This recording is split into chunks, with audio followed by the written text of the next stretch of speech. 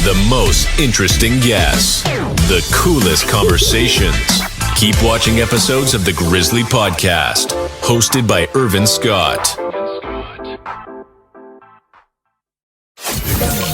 Follow the Grizzly Podcast on Apple Podcasts, Spotify, Google Podcasts, iHeartRadio, and many more apps to have our episodes delivered right to your iPhone, Android, or any other device whenever they're released.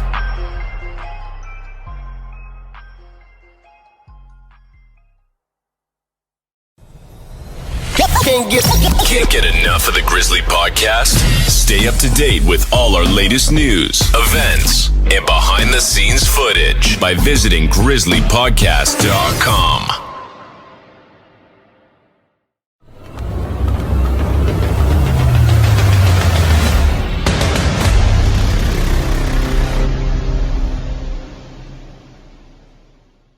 So what does it mean to be on your Grizzly? It means hard work, dedication, and it means progress beyond your Grizzly.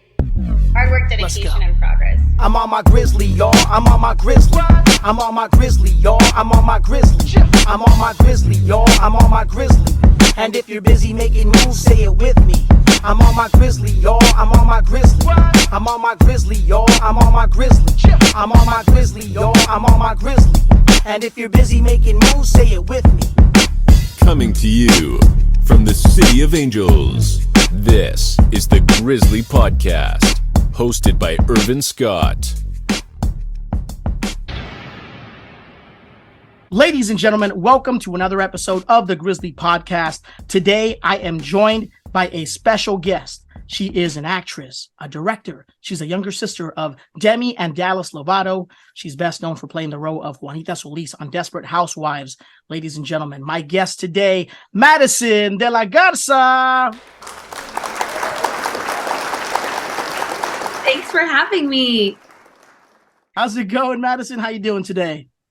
Good. Everything's going really well. I got an early start to my day and I am ready to do this. A lot of fun stuff in the works. And that's great to hear because we're here to talk about all that, especially because you're somebody who I feel embodies what we do on this show.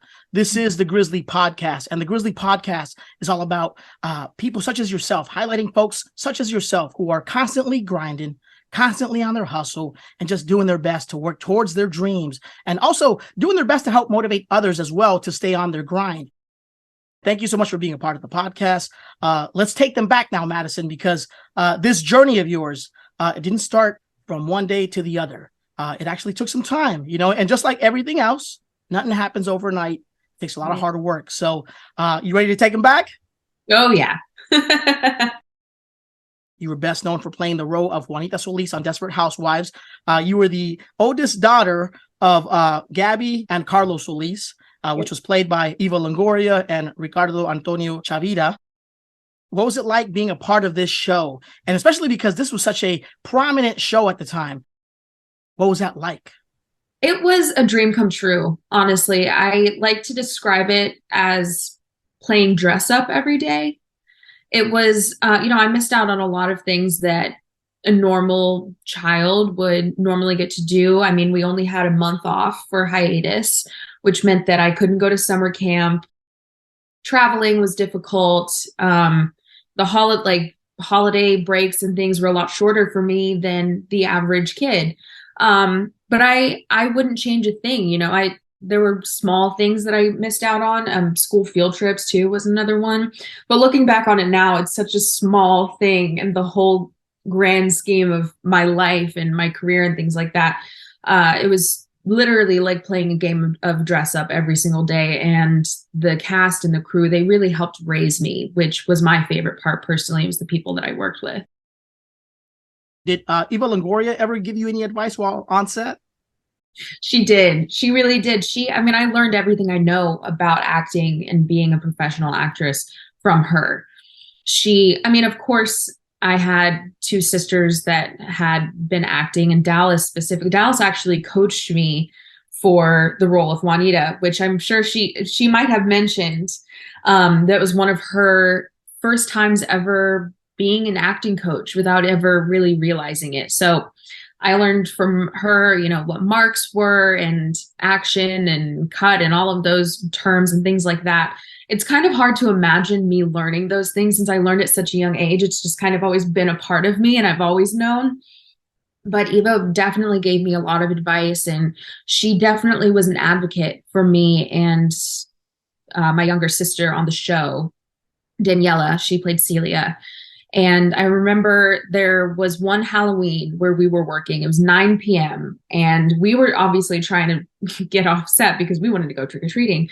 And Eva was able to advocate for us and say, are the girls even in this shot? Do we really, really, really need them here still, or can we wrap them? And then, of course, they said, you know what? No, we can just go ahead and wrap them and let them go, because Eva was kind enough to think and to say, these kids want to go trick-or-treating, send them home. Just go ahead and send them home. And she was always doing stuff like that for us, always. She was like a mom to me. She was a huge motherly figure in my life at the time. And that's why I say that the people that I worked with really did raise me, since I spent so much time with them.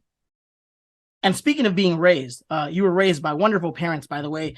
Your father, Eddie De La Garza, was a Ford dealership manager. Your mother, Dianna De La Garza, was a former country singer and also a Dallas Cowboys cheerleader. What was it like growing up with your parents back in the day? Did they encourage you to act, or was that something that you wanted to do on your own?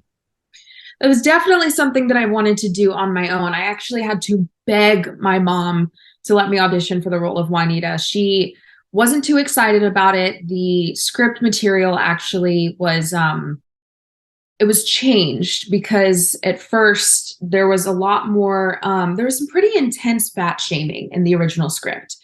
And my mom was not about it. She wanted me to have nothing to do with it. And apparently that was a shared sentiment among a lot of the parents who were letting their kids audition at the time, because they ended up having to change the material because no one wanted to let their child audition for it. Once the material was changed and my mom got sick of me begging her every day for weeks on end, she finally decided, okay. And so she finally allowed me to audition. She was absolutely blown away and shocked when I actually got the role. She will tell anyone to this day, I didn't think she was going to get it. Thanks, Mom. But I mean, the chances of me getting it was just insane. But she was definitely supportive. My father was always really supportive. He supported us from Texas for a couple years before we were all able to move out to LA and be in the same place all together. But my mom, she's my best friend. She has been for a really long time, and she's supportive of everything that I do. And I think the greatest lesson that my mom ever gave us was to be grateful for the fans and be grateful for the supporters, which was something that she learned when she was a Dallas Cowboys cheerleader. They were constantly responding to fan mail. They were doing events and meetups and charity things. And she taught me that that's the most important thing, is to stay grateful, to stay grounded, and be really appreciative of the people who support you. And I think that was passed down to me and my sisters really well. And we've kept that lesson throughout the years, which I'm really, really, really grateful for. We've also had your sister on the show as well, Dallas Lovato, another person who's on the grind. What was it like working with your sister, Dallas? Because again, being coached by her, was she a different type of person while she's coaching you? What was that like? It depends on the day. I mean, we still work together. She still coaches me for auditions, and it depends on how cooperative I'm being. I guess it depends on if I'm really in the mood to work on something or not. So she definitely knows how I work. She knows when I'm really not feeling it. If it's a project that I'm really not passionate about, she knows how to make it fun and really get me in the mood. We work really, really, really well together, and we always have. Most of the time, it's a lot of laughing. It's a lot of positivity. But then there are other times where she says, you need to get it together and you need to do this. And, it'll take 30 minutes for us to really work on it. Another 30 minutes for us to tape. Just get it done, girl. Like, you got this. And she's like the perfect coach energy when it comes to things like that. She's really great at what she does. Not only did you work with Dallas, but you also got a chance to work with your sister, Demi. Some of the things that you guys worked on were some projects for Disney Channel. you actually got a chance to play a younger version of her character, Sonny Monroe, on Disney Channel, Sonny with a Chance. What was it like being a part of that show? That was crazy. It really was a dream come true for me to be on a Disney show, even though it was just a little tiny thing, didn't have any lines. I was absolutely obsessed with the opportunity. I really wanted to be on Disney Channel throughout my whole career. It was a huge dream of mine. Not so much anymore, but at the time, when I was younger, it was really, really important to me. So when they came to me and said, would you want to do this? Would you even have time in your schedule? Could we work it out with Desperate Housewives and see if this would be possible? Of course, I said yes immediately.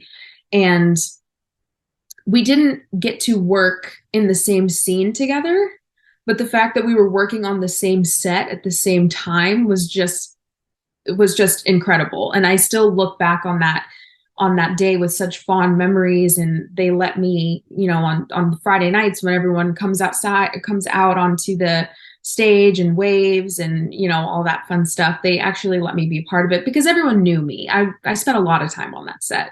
So that was a really, really great experience. And it was a really fun opportunity for me to pretend like I was a Disney star for a minute. I'm going to say that you are a Disney star because, again, you were involved with a couple of projects. So not only were you a part of, Sonny with a Chance, but you were also in one of their DCOMs. And, you had a cameo appearance in the 2009 DCOM or Disney Channel Original Movie Princess Protection Program, which also starred your sister Demi Lovato and Selena Gomez. What was it like being a part of that film? That was super fun. I had no expectations of being in the background or being in it at all. So the fact that they actually stuck me in two different scenes, but one of them you weren't able to see me, but watching the film back and actually realizing that you could see me and that I was in like the center of the screen for a moment I was shocked. I was so surprised. I watch YouTube videos of people reviewing Princess Protection Program. There's a specific YouTuber that I love, and they were doing a video about Princess Protection Program and mentioned, Demi's sister actually has a little cameo right here in this moment. And I absolutely lost it. I was so excited. Nick DeRamio is a YouTuber, and I absolutely just love them. And so that was a really cool kind of full circle moment that I wasn't expecting to have. So that was really fun. And while we're on the same subject, we're still talking about Disney Channel here. Later, you appeared on Disney Channel's Good Luck Charlie. You played the character Zoe. Tell us a little bit more about what your role was on this show. What was your character like, Zoe? Yeah, I was just talking about this on live earlier, actually. It was one really quick line. It was not a big deal at all, but being on a Disney set again and going through wardrobe and being, I was used to Desperate Housewives, which is very different from a Disney sitcom, so just being on a different kind of set with a different kind of energy, people that I had never met before. This wasn't like Sonny where I knew everyone. I was really comfortable with everyone. So that was definitely a really cool experience. And I get to at least say that I was, I booked a role on a Disney show, which is always fun. Very cool to hear that you got a chance to be a part of Disney Channel. Maybe not in the way that you probably wanted to, because I'm sure you probably would have loved to have done more. But the fact that you can say that you were a part of it is still a very cool thing to actually brag about. I've definitely dropped it in conversation at random times, for sure. That's great, So again, kudos to you for being a part of that. Later on in your career, you decided to continue acting as well. You played the role of Constanza in the 2016 drama film Cage No More. The film stars Kevin Sorbo, Loretta Devine, Cynthia Gibb, Cassidy Gifford, and even your sister Dallas Lovato. What was it like being a part of this project? That project was really incredible because it had such an intense and emotional story behind it. Dallas and we did a lot of work together on getting there emotionally, what it would feel like to be in a situation of being trafficked, which was, it sounds crazy to even say that I could ever even imagine it, which I can't, but I did my best, and Dallas always says that it's her biggest fear that I will be taken in some way, or that I will go missing. And so we really played up on that a lot and were able to kind of get there emotionally. And, I was in the scene where we were being walked up and down this runway while men were holding up signs and like bidding on us. And I can tell you that is probably one of the most uncomfortable moments of my life, even though I knew obviously this was all fake. All the actors were really kind. I felt very comfortable on the set. When they called action and we actually started to play that out, and I tried to get there emotionally and bring the tears, and it was stomach churning. It was sickening to kind of be in that situation and imagine it. So it was definitely one of the most challenging and emotional roles that I've ever done. But I'm really grateful for that experience because I got to work with people that I knew outside of the set. I got to really try and go there emotionally as an actress. And that was, while it was one of the hardest roles that I've ever played, it was one of the most rewarding. I think once the set day was over, I really just wanted to go to sleep, and I was glad that it was over because it took, it takes a lot out of you.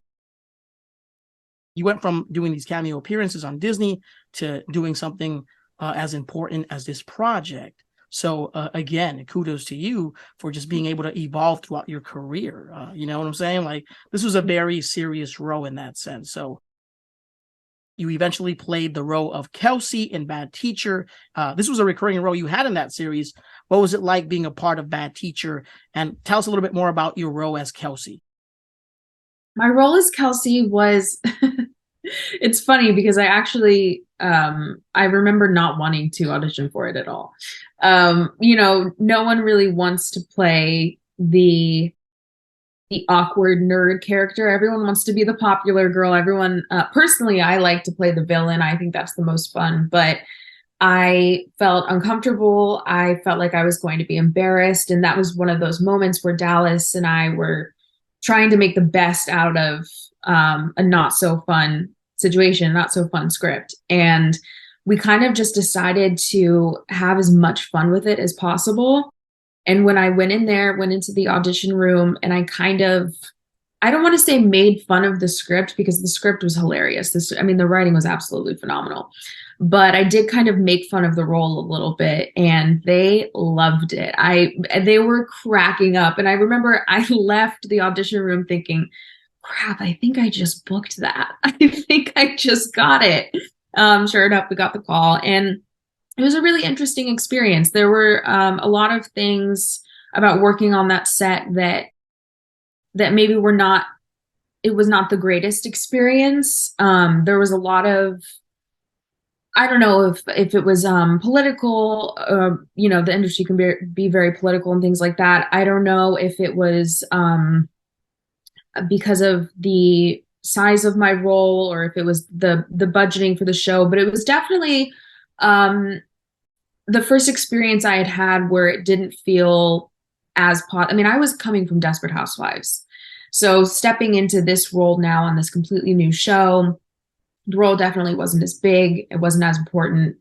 And it was a new show that was just starting out instead of coming in on a 5th season. It was kind of my wake up call, realizing like, okay, this isn't Desperate Housewives anymore. This isn't, Toto, we're far from home kind of thing. And I'm really grateful for that because it made me appreciate the good projects, and it made me appreciate my time on Desperate a lot more.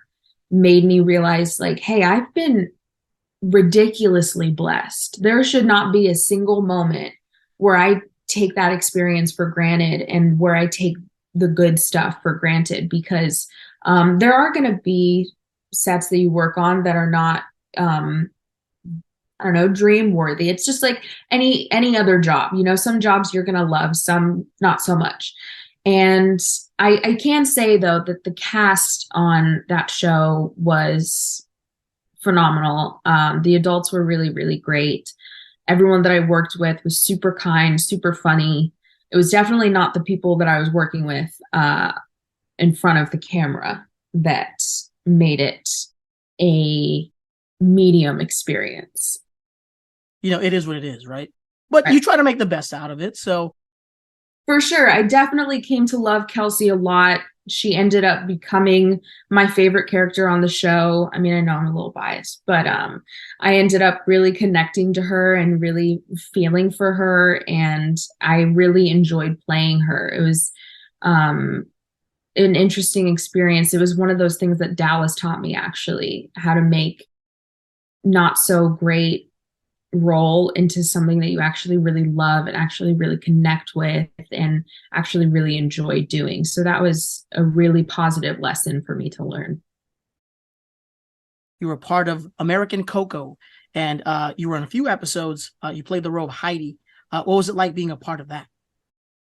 That was a really interesting project because I actually had to sing in that one, which was way outside of my comfort zone. That was something completely new to me.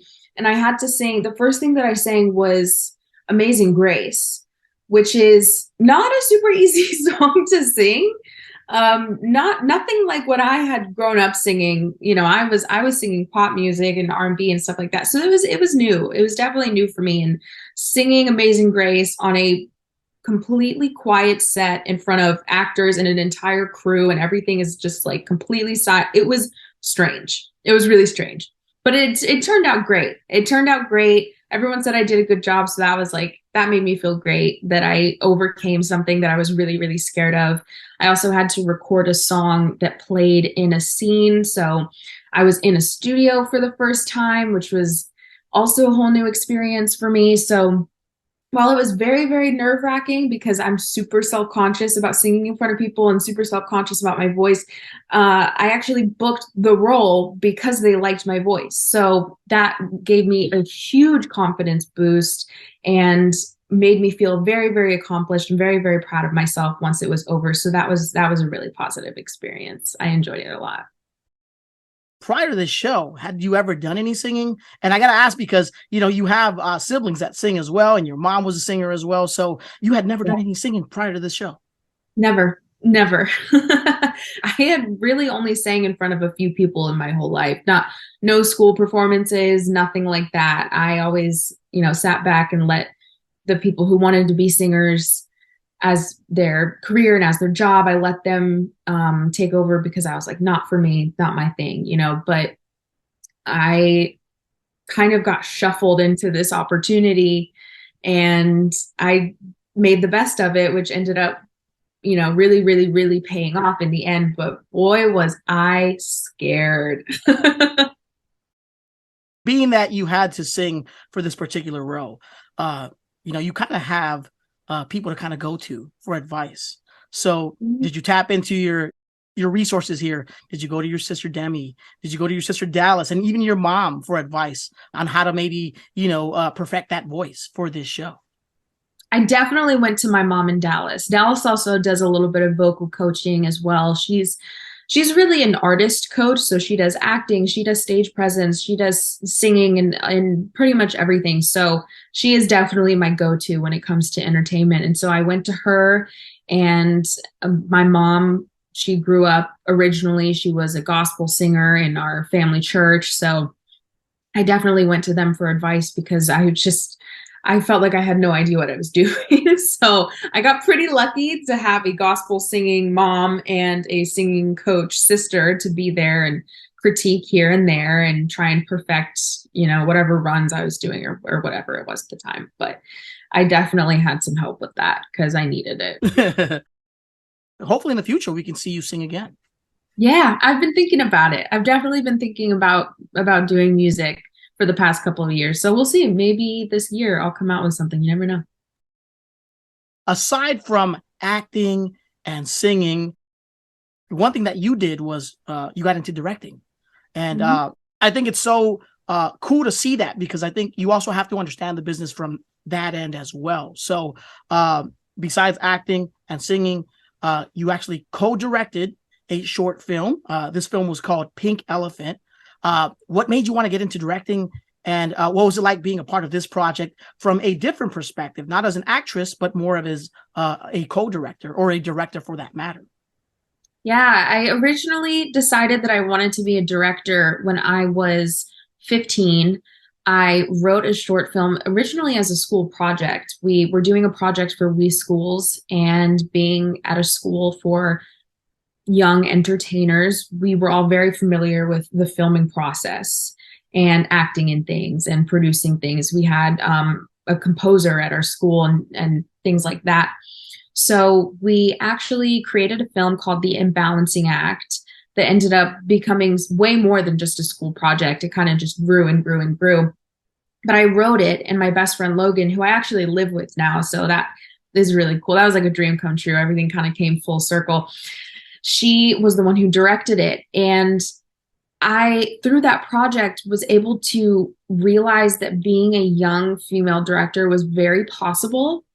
And it was something that was within my reach. I thought, if my best friend can do it, then maybe I can too. And she really, really, really inspired me to become a director, which I now think is what I was born to do. So that started when I was 14, 15. And ever since then, I've been just trying to get my hand on the next project, just trying to, whatever I can get my hands on, whatever people bring to me, I'm always willing to work with them, and I'm always willing to do something new. So when Pink Elephant came along, I was more than ready to do this. I had always wanted to direct, and I had never directed anything before. So when Madi, the co-director, came to me and asked if I wanted to be a part of it, I could not answer yes quick enough. It was an amazing project. We worked for 5 days, and we went through the whole casting process and found actors that we didn't know personally, and we did auditions and everything. It felt really super legit, which was cool because it was the first thing I ever directed. So we had a blast. We had the greatest time, and I'm really, really, really proud of how the project came out. Eventually, you got to branch out and do your own thing. So you went from co-directing Pink Elephant to actually directing your own project, and that short film was Subject 16. What was it like just working on that project? Subject 16 was one of my favorite things that I've ever done. One of my favorite projects that I've ever worked on in front of or behind the camera, because I did both. I was lucky enough to do both. And I had never done anything sci-fi before in any sense of the word. So that was exciting in itself. We worked on a sound stage. I had an entire crew of people. We had a behind the scenes photographer, and we did behind the scenes videos and segments. And I mean, it felt so super legit. And I kind of felt like famous. I felt like a rock star because it was so great.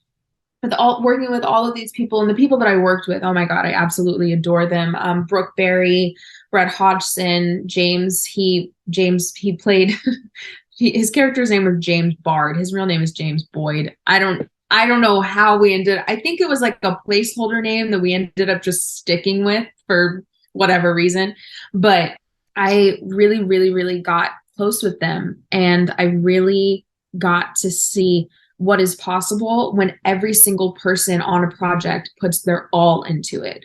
I mean, this crew was not getting paid a super great amount. We had no idea where it was going to end up, or if we weren't planning on making any money from it or anything. We just wanted to make something that we were all proud of.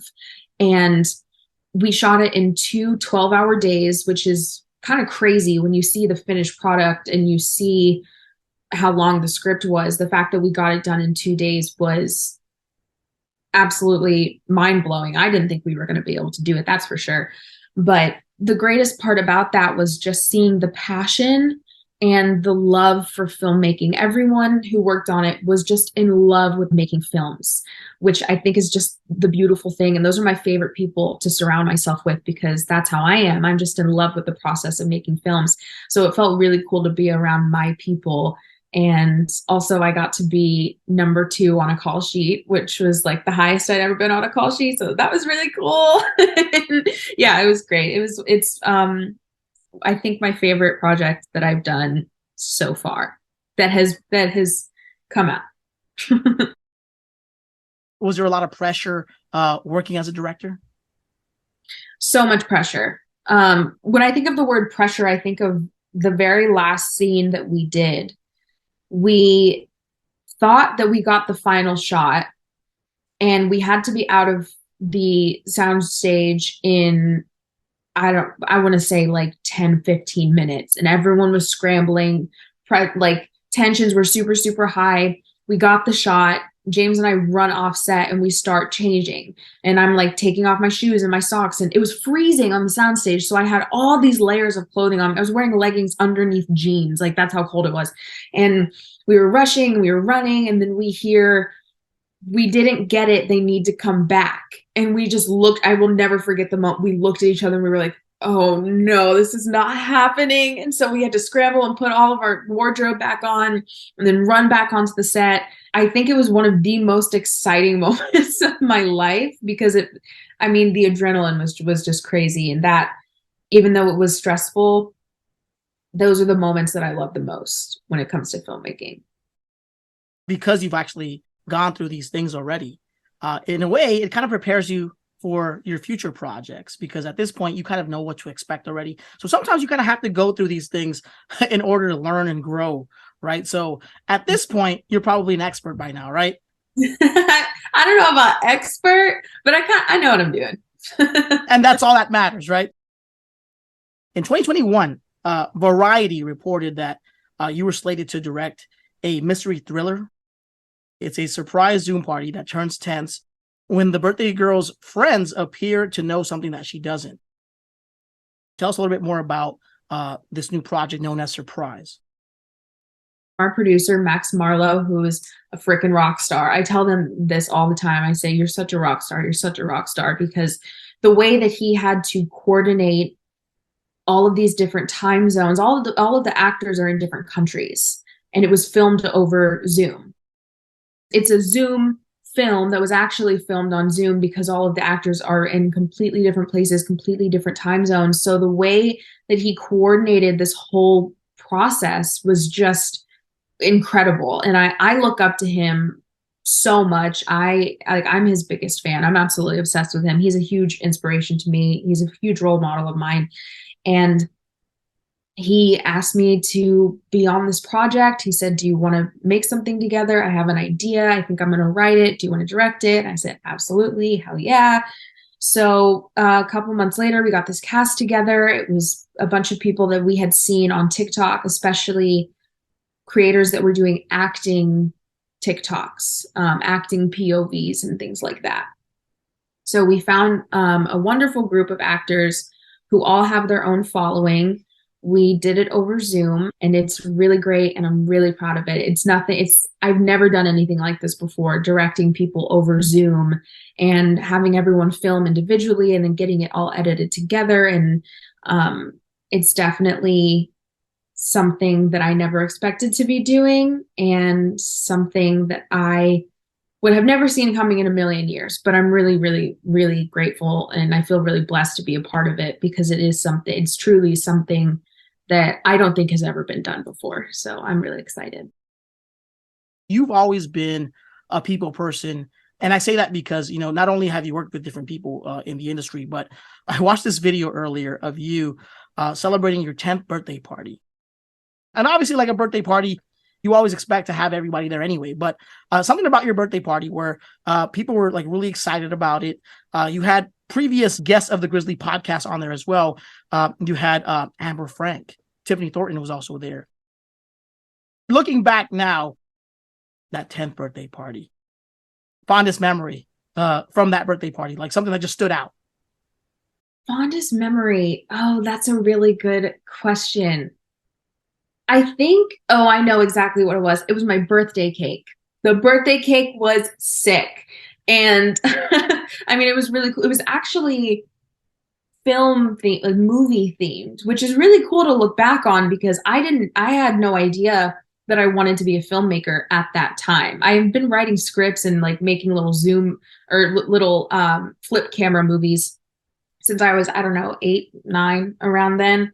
But I didn't realize that my true passion was directing yet. That didn't come for a couple years. So knowing that it was a popcorn cake with like little cameras, the little film cameras, and like the classic popcorn box with the red and white stripes. Like, I don't know. I think that that's really, really funny to look back on it now because it was just a randomly picked theme. But I think that was also my favorite moment because I got to look around and see all of the smiling faces singing happy birthday. And I realized, wow, I have a lot of people supporting me.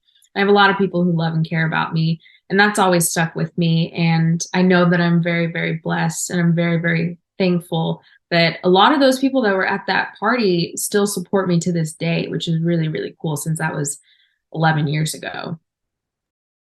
I saw that you guys had henna tattoos as well. I was like, what? I was like, that's awesome. I was like, I would have loved to have done something like that when I was younger, henna tattoos at a birthday party. Amazing. Yeah.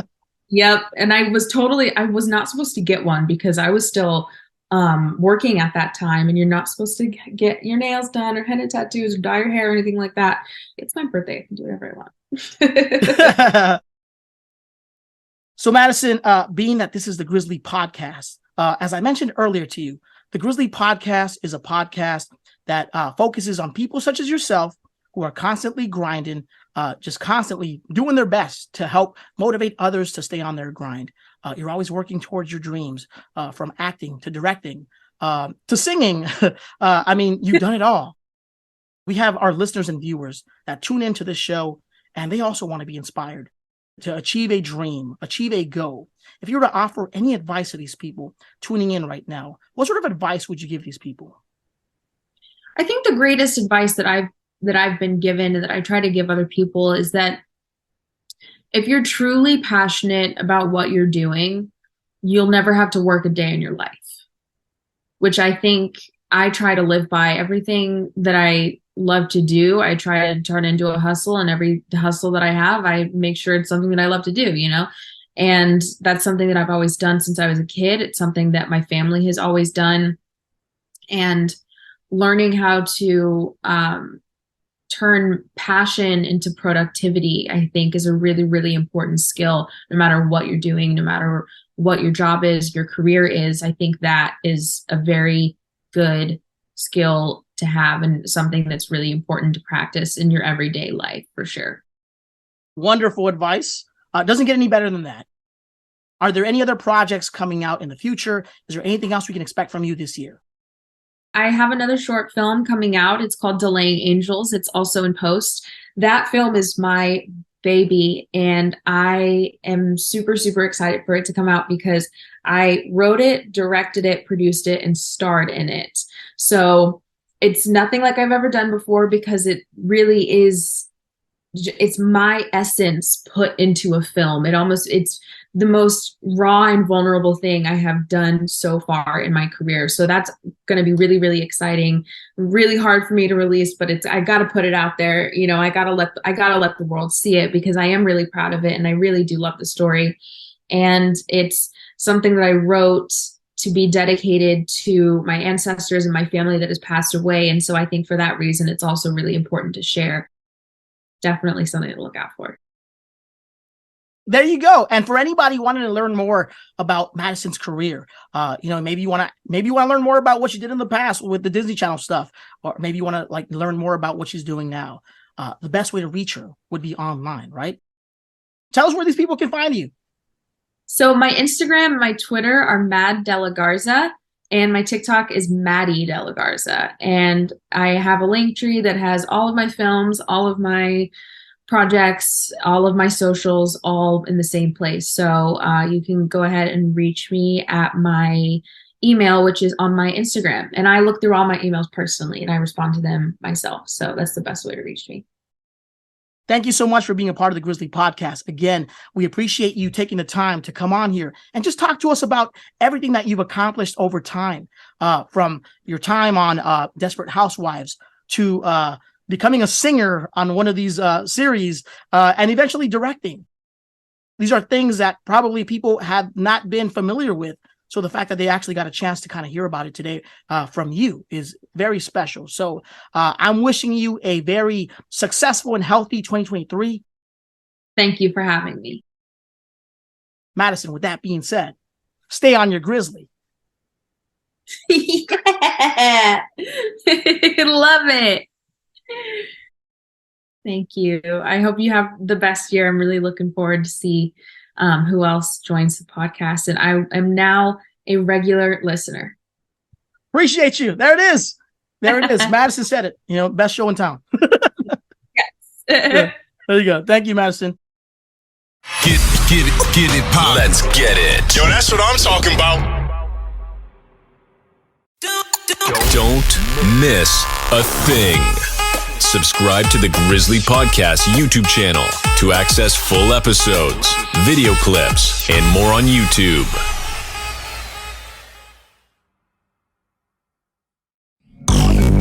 The most authentic podcast is online at grizzlypodcast.com and on all major podcast platforms. Guest appearances and real conversations that will push you to hustle. The Grizzly Podcast is now streaming. Hi, and welcome to Trademark Expediters. Whether you need a trademark or copyright, we can help make the process easy and affordable. Protect your company name, logo, or slogan with the trademark. Protect your songs, books, photographs, and other creative works with a copyright. Complete our easy online questionnaire in 15 minutes or less. Clear pricing, no hidden fees. 100% satisfaction guaranteed. Get started today. Learn more at trademarkexpediters.com or call one of our friendly specialists at 1-800-510-1082. Affordable, easy, expedited service. Trademark Expediters.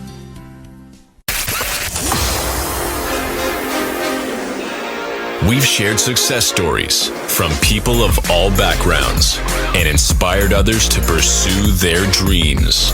Relive those moments and stream episodes of the Grizzly Podcast on our website, grizzlypodcast.com, and on all major podcast platforms.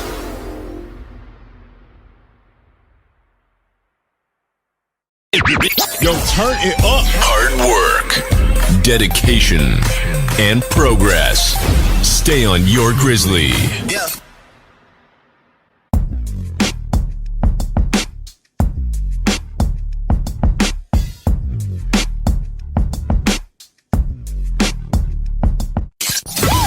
Thanks for checking out another Grizzly Podcast episode. We'll see you next time.